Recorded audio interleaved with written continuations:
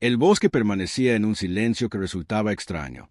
No era el silencio apacible de un bosque desierto en una mañana de invierno. Era el silencio tenso de un lugar que sabía que estaba siendo vigilado.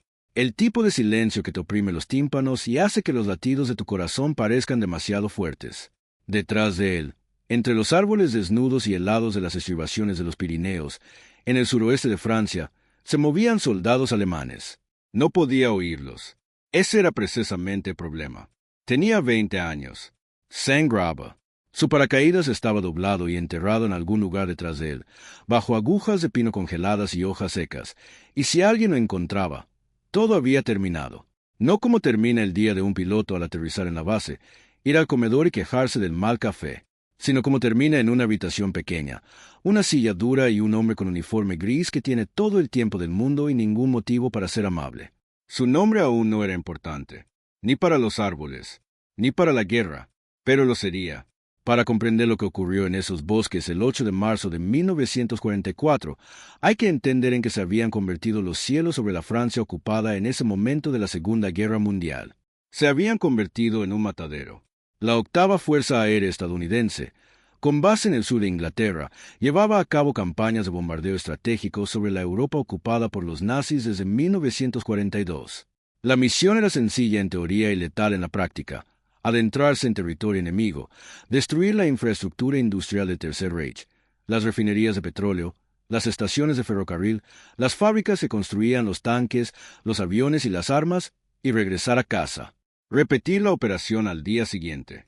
Repetir hasta que no quedara nada que bombardear. El problema era que la Luftwaffe, la Fuerza Aérea Alemana, tenía otros planes. A principios de 1944, las tripulaciones de bombarderos estadounidenses morían a un ritmo que, de haber continuado, habría hecho estadísticamente imposible sostener toda la campaña de bombardeos estratégicos. En los famosos ataques a Weymouth de octubre de 1943, 60 bombarderos pesados, B-17 Flying Fortress, fueron derribados en una sola misión. 60 aviones, 600 hombres, en una tarde. La tasa de bajas en ciertas misiones de penetración profunda alcanzaba entre el 20 y el 25% por incursión. Hagan los cálculos por un momento.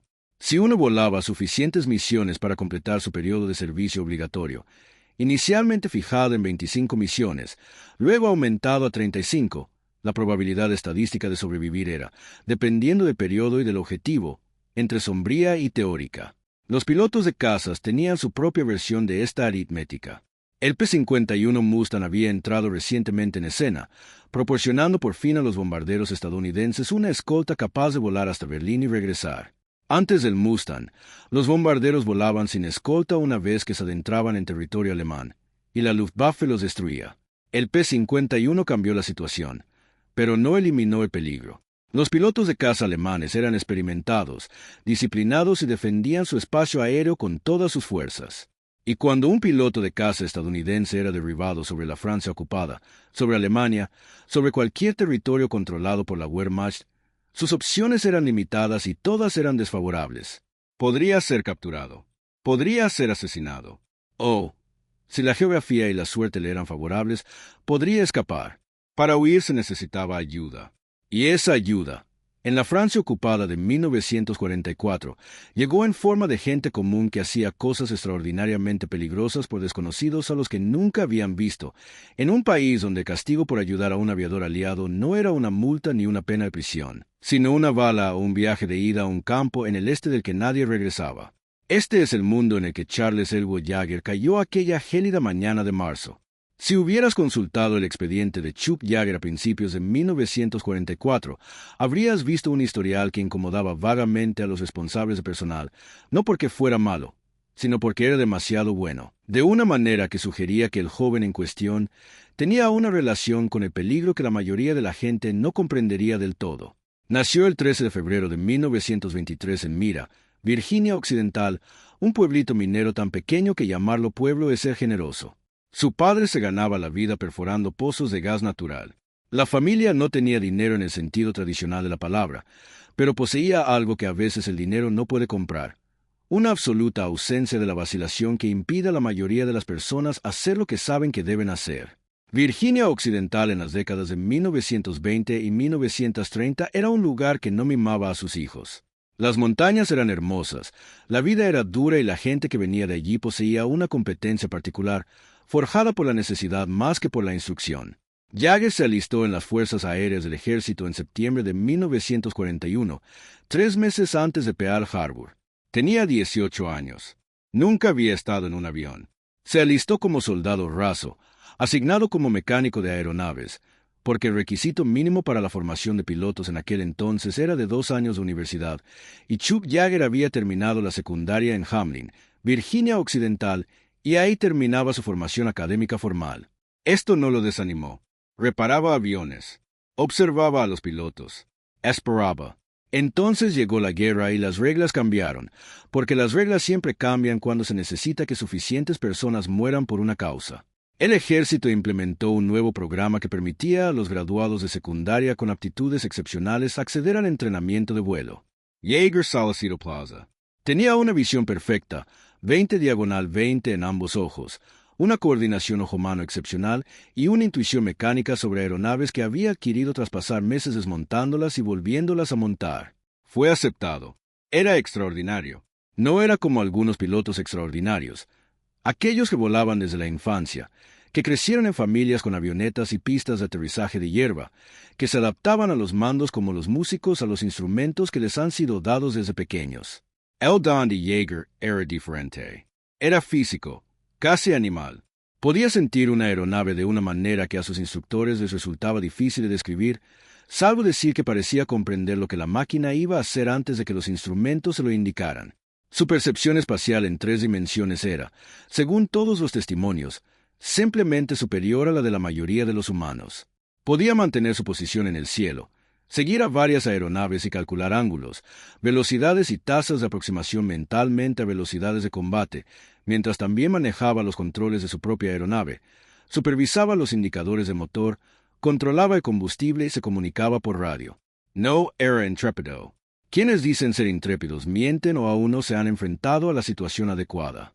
Jagger era algo más valioso que la valentía. Era sereno. Hay una diferencia. El miedo es información. Te avisa de que algo peligroso está ocurriendo. La serenidad es la capacidad de usar esa información sin paralizarse. Jagger podía tener miedo y, al mismo tiempo, rendir al máximo. Llegó a Inglaterra a finales de 1943, asignado al 357º Grupo de Caza, 363º Escuadrón de Caza, con base en Leiston, Suffolk. Volaba el P-51V Mustang, un avión que, en ese momento de la guerra, era relativamente nuevo en operaciones de combate. El P-51 fue toda una revelación. Equipado con el motor Rolls-Royce Merlin en sus variantes más potentes, podía alcanzar velocidades superiores a 640 km por hora.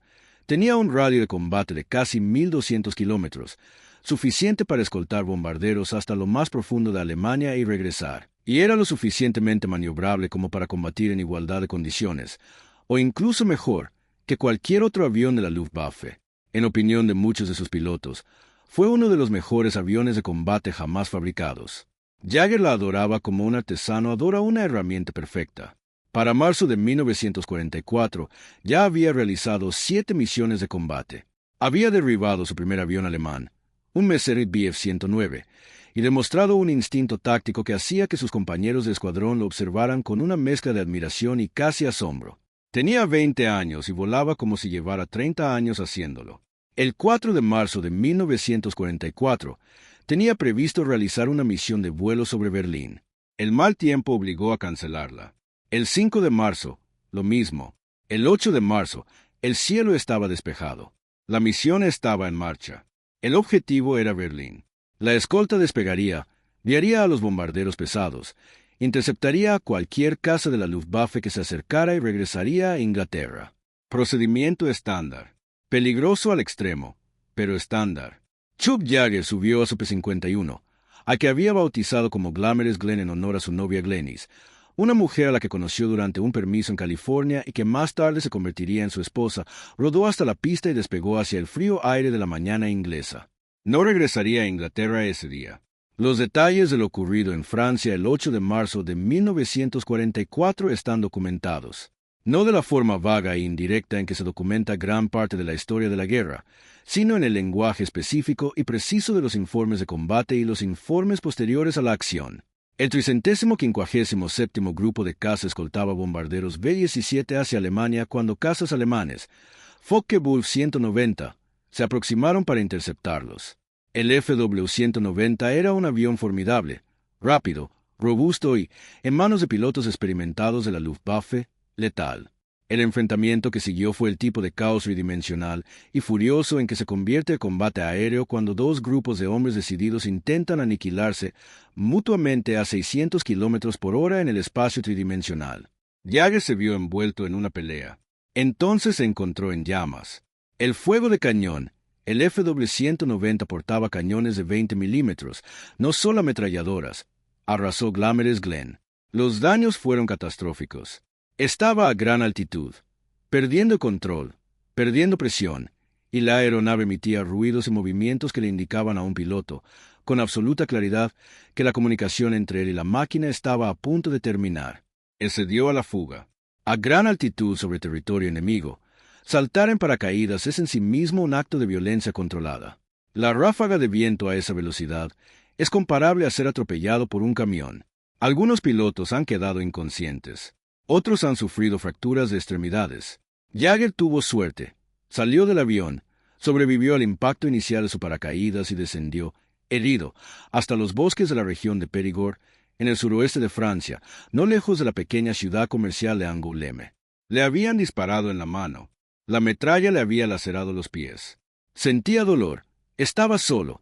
Se encontraba en la Francia ocupada y vestía un uniforme que podía cargarle disparos, torturas o algo peor. Enterró su paracaídas. Evaluó su situación. Comenzó a moverse. El entrenamiento que las fuerzas aéreas del ejército impartían a sus pilotos incluía técnicas básicas de escape y evasión. ¿Qué hacer si uno terminaba en territorio enemigo? ¿Cómo moverse? ¿Cómo esconderse? ¿Qué buscar? Pero el entrenamiento y la realidad se relacionan como una fotografía de un incendio con un incendio real. La teoría era clara. Los árboles eran fríos y reales. Los alemanes estaban en algún lugar detrás de él y Jäger se movió. Lo encontraron. No fueron alemanes. Fue un agricultor francés. Es aquí donde la historia deja de tratarse únicamente de un piloto estadounidense y se convierte en algo más grande. Para marzo de 1944, la resistencia francesa, conocida formalmente como maquis en su forma guerrillera rural, parte de la más amplia resistencia francaise, llevaba casi 4 años operando en la clandestinidad de la Francia ocupada. 4 años de ocultamiento. 4 años de pequeños actos de desafío que podían costar la vida.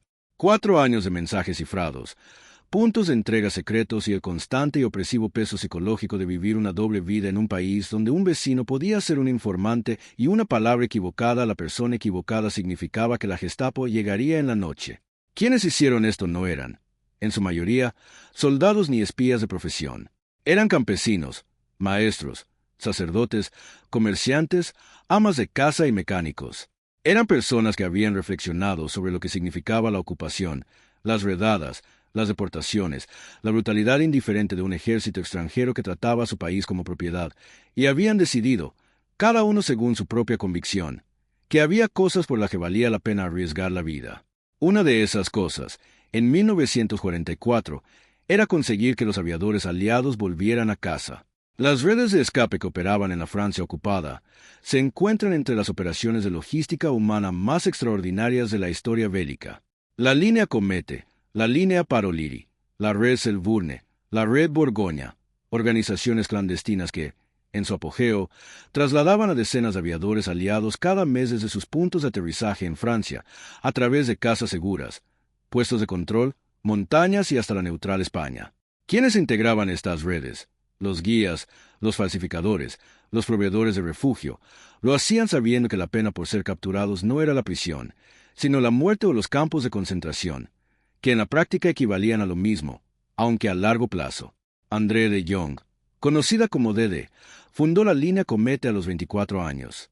Esta auxiliar de enfermería belga guió personalmente a más de 118 aviadores aliados a través de los Pirineos hasta España.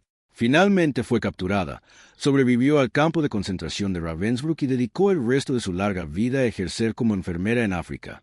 Nunca dejó de intentar ayudar a los demás. Los miembros de la resistencia francesa que encontraron a Chuck Yeager estaban conectados con redes como esta. Gente corriente, riesgos extraordinarios. Lo acogieron. Lo que ocurrió durante las semanas siguientes, el periodo comprendido entre el rescate de Yeager el 8 de marzo y su eventual llegada a España, es un ejemplo de un tipo de valentía diferente. No la valentía del combate, visceral, inmediata y cargada de adrenalina. La valentía de la resistencia era algo más frío. Algo que debía renovarse cada mañana, ante consecuencias que no eran abstractas, sino concretas y conocidas. El granjero que encontró a Yeager tuvo que tomar una decisión en cuestión de segundos. Había un piloto estadounidense en su campo, uniformado, herido, claramente incapaz de ponerse a salvo. El granjero podía marcharse. Podía, en teoría, informar de su hallazgo a las autoridades alemanas. El gobierno francés de Vichy y los ocupantes alemanes ofrecían recompensas por información que condujera a la captura de aviadores aliados. Podía convencerse de que la cooperación era sinónimo de supervivencia y que la supervivencia no era cobardía. Mucha gente hizo ese cálculo en la Francia ocupada. Era, en la despiadada lógica de la ocupación, una elección racional. Él no tomó esa decisión. Ayudó a Yeager.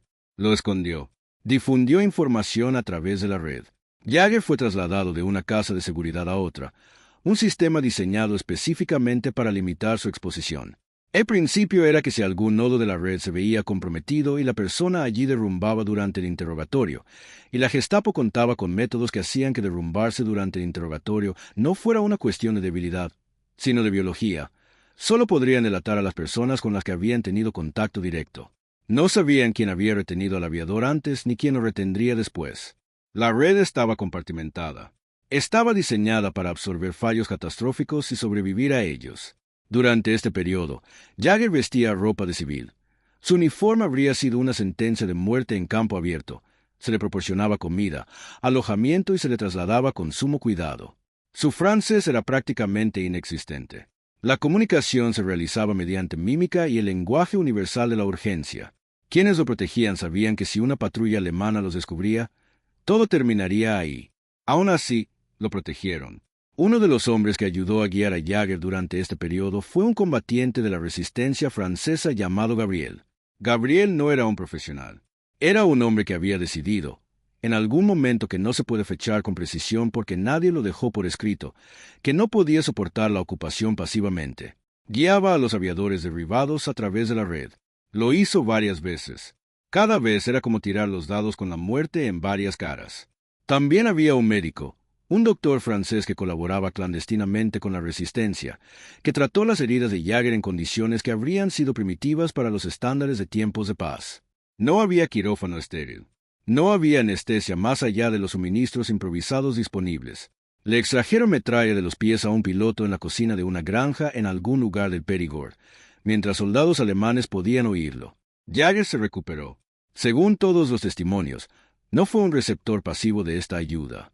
Tenía 20 años, la autosuficiencia instintiva de un hombre de Virginia Occidental y la incapacidad de un piloto de combate para aceptar una situación sin intentar imponer su voluntad. Le irritaba la inacción. Quería ser útil. Por la naturaleza de su situación, era una carga, un hombre cuya captura destruiría a quienes lo rodeaban, y era lo suficientemente lúcido como para comprenderlo. La deuda que estaba acumulando no era de las que se pueden saldar por completo. El plan era llevarlo a España. España, bajo el régimen de Francisco Franco, era oficialmente neutral, un hecho que ocultaba una enorme complejidad interna, ya que el gobierno de Franco simpatizaba con el Eje, pero necesitaba desesperadamente no verse involucrado en una guerra que no podría sobrevivir. En la práctica, esta neutralidad significaba que los aviadores aliados que llegaban a territorio español no eran, por lo general, entregados a los alemanes. Eran internados, procesados por la vía diplomática y, finalmente, devueltos a control aliado a través de Gibraltar. La ruta era burocrática y frustrante, pero era una ruta. Estaba viva. Para llegar a España desde Périgord había que cruzar los Pirineos. Los Pirineos no son una cordillera dócil. En marzo, con la nieve aún abundante en las alturas, con tropas de montaña y patrullas fronterizas alemanas vigilando los pasos, y con temperaturas nocturnas que descendían hasta niveles mortales para quienes no estaban preparados, representaban un serio obstáculo incluso para excursionistas en buena forma física y con experiencia, que se desplazaban de día con el equipo adecuado. Jagger y los demás que se mudaban con él no era ninguna de esas cosas. La travesía comenzó a finales de marzo, aproximadamente 3 semanas después de que Jagger descendiera al bosque. No estaba solo. La resistencia movilizaba a sus aviadores en pequeños grupos, y el grupo de Jagger incluía al menos a otro piloto estadounidense, Pat Patterson, que también había sido derribado en la región. Moverse en grupo conllevaba riesgos.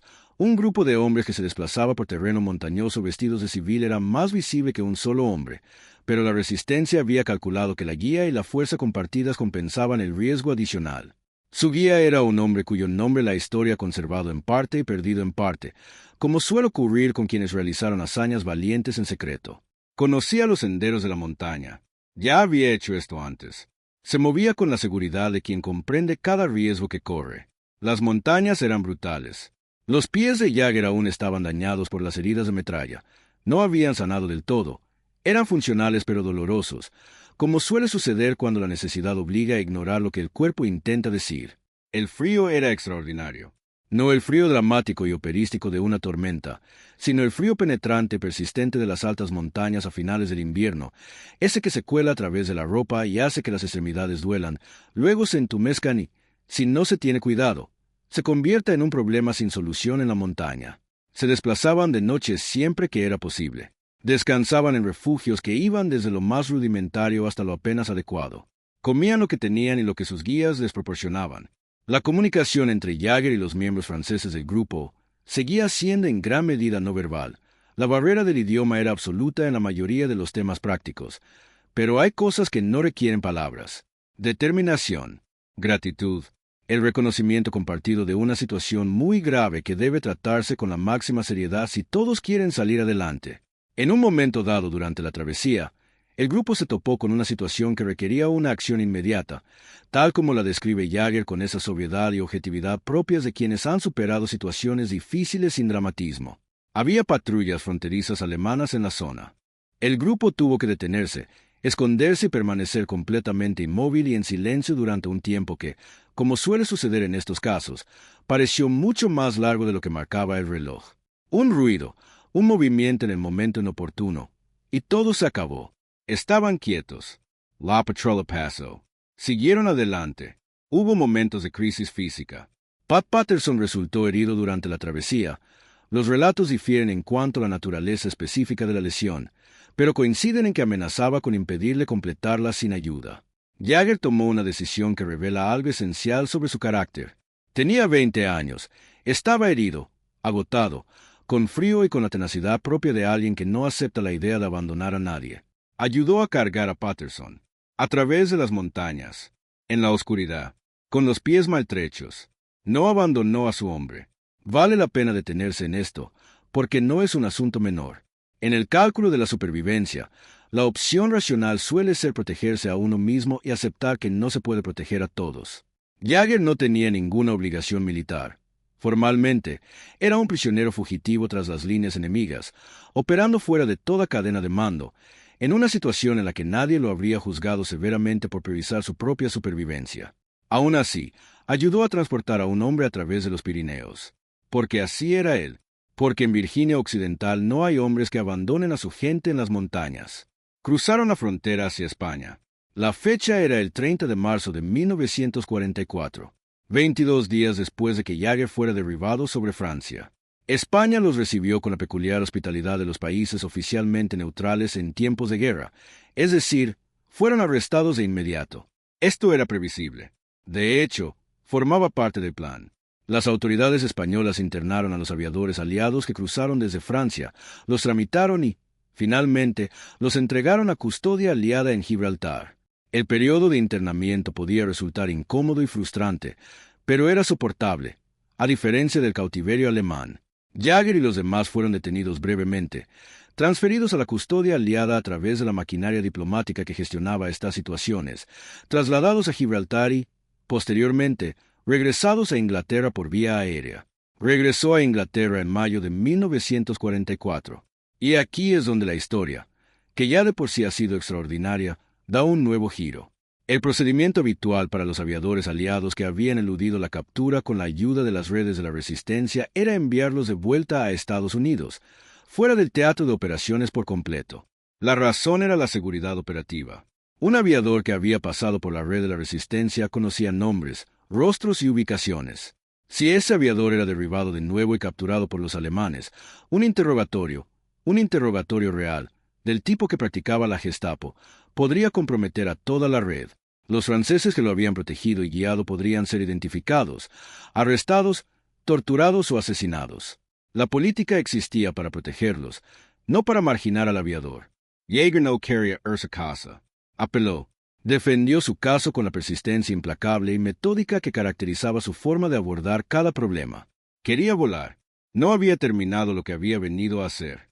Le escribió al mismísimo general Duick de Eisenhower, el comandante supremo aliado, un hombre con asuntos mucho más importantes entre manos en la primavera de 1944 que las preocupaciones profesionales de un joven oficial, y expuso su caso. Desde cualquier punto de vista objetivo, era simplemente un teniente primero que esgrimía un argumento que iba en contra de la política establecida.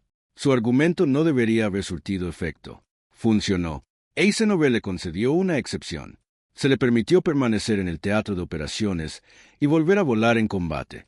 La excepción estaba condicionada a la inminente invasión aliada de Francia, el día de 6 de junio de 1944, ya que, una vez liberado el territorio francés, la preocupación por la seguridad de las redes de la resistencia se reduciría considerablemente.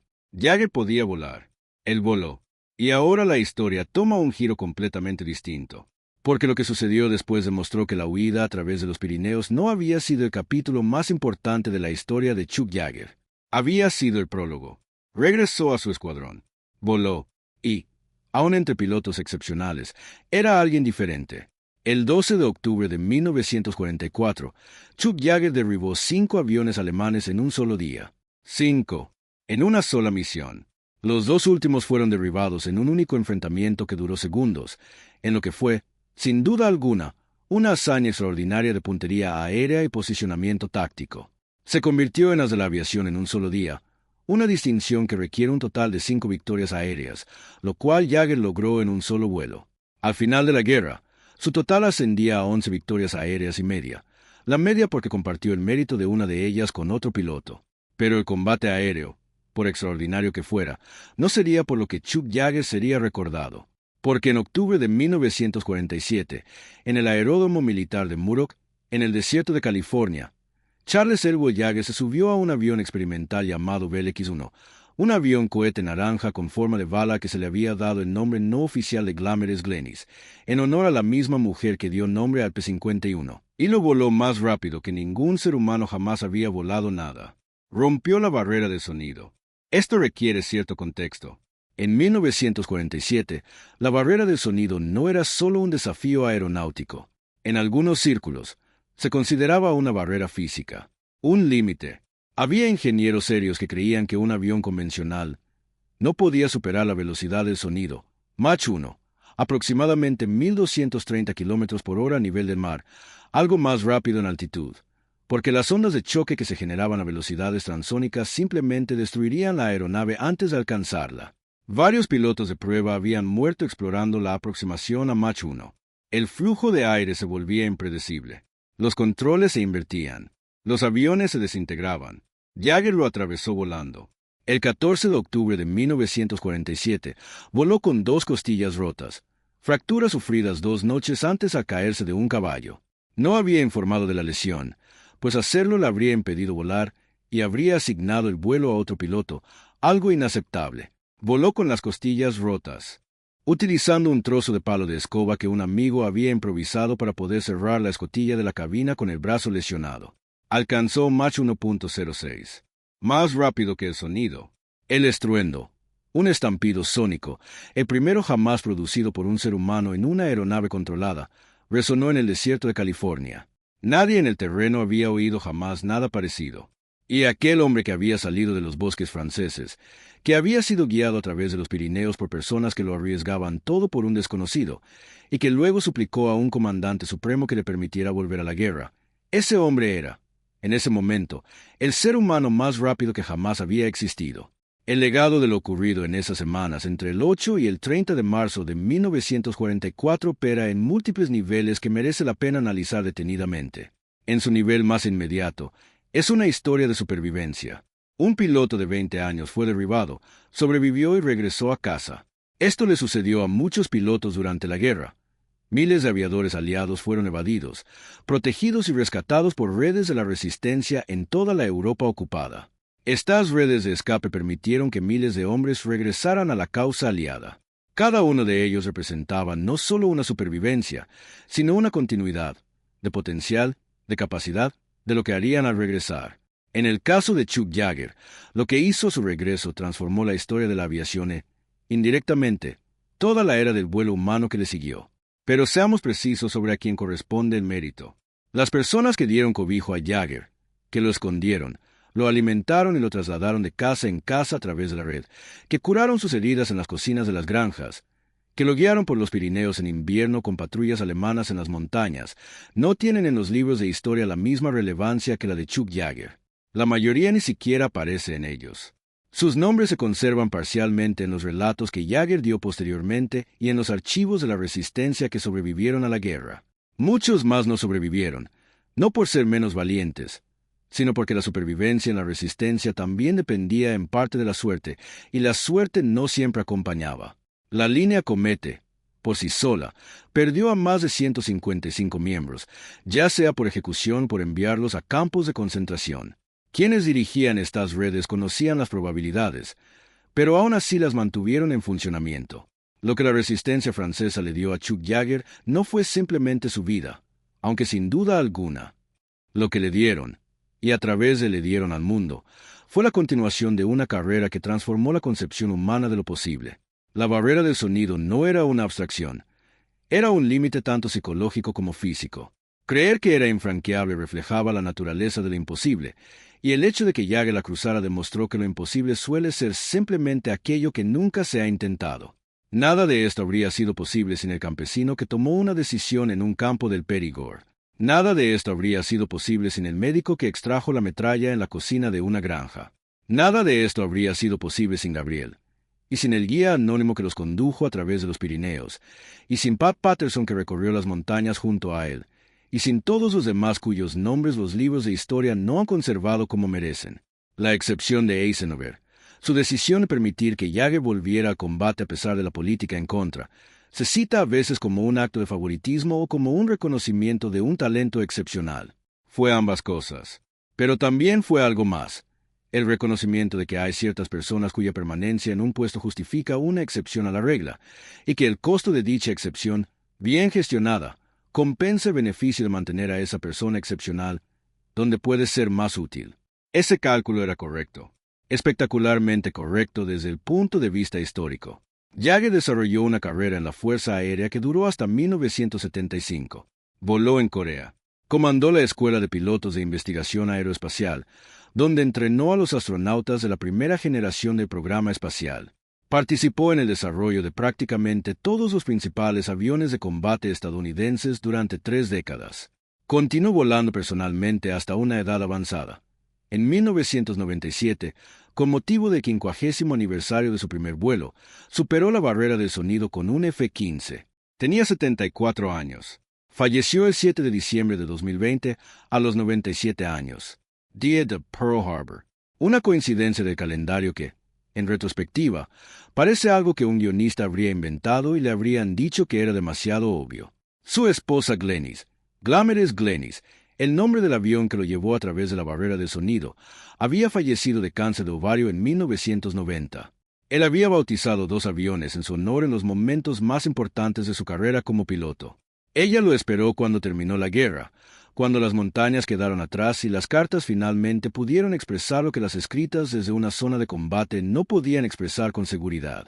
Según todos los testimonios, ella era tan esencial para él como el avión. La historia de la fuga de Chuck Yeager nos enseña algo más profundo, si estamos dispuestos a analizarla con objetividad.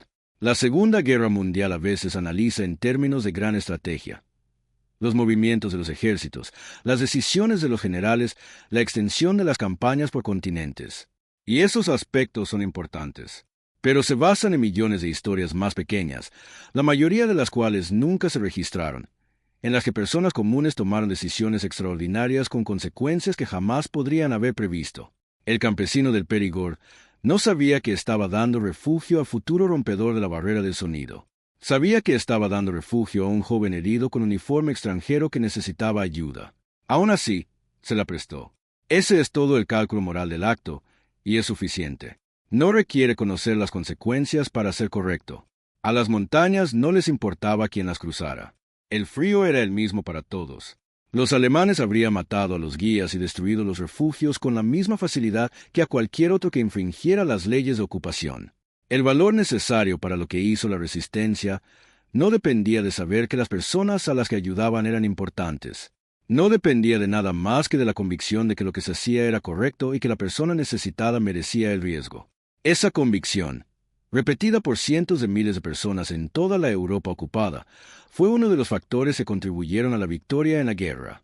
No el único, quizás no el más importante en el balance de factores estratégicos, pero sí uno que tuvo un peso enorme en la vida de las personas a las que afectó. Chuck Yeager llevó consigo su gratitud durante el resto de su vida, como las personas serias llevan consigo grandes deudas, no de forma ostentosa, no como una actuación, sino como una especie de rendición de cuentas permanente. Hablaba de la resistencia con un respeto que iba más allá del reconocimiento convencional de la ayuda en tiempos de guerra. Comprendía, de una manera que solo puede entender quien ha dependido por completo de la bondad de desconocidos en un lugar peligroso, exactamente lo que se le había dado y a qué precio. El 14 de octubre de 1947, cuando el estampido sónico resonó en el desierto de Mojave, la aguja de panel de instrumentos superó Mach 1 y se mantuvo ahí. Chuck Yeager estaba solo en la cabina del 11. Esa es la pura verdad. Pero en cualquier otro sentido, no estaba solo en absoluto. Llevaba consigo a todos los que le habían ayudado a llegar a España. Si esta historia te conmovió, si la imagen de un piloto veinteañero vagando por los gélidos bosques franceses, salvado por la valentía de desconocidos que no le debían nada, para convertirse en el hombre que rompió la barrera del sonido, te emocionó aunque sea un poco, entonces entiendes perfectamente por qué contamos estas historias. Porque la historia no se trata solo de las grandes figuras y las batallas famosas. Se trata de los miles de personas anónimas que hicieron posibles esas grandes figuras. Aquellos que eligieron bien cuando elegir bien corrían el riesgo de perder la vida.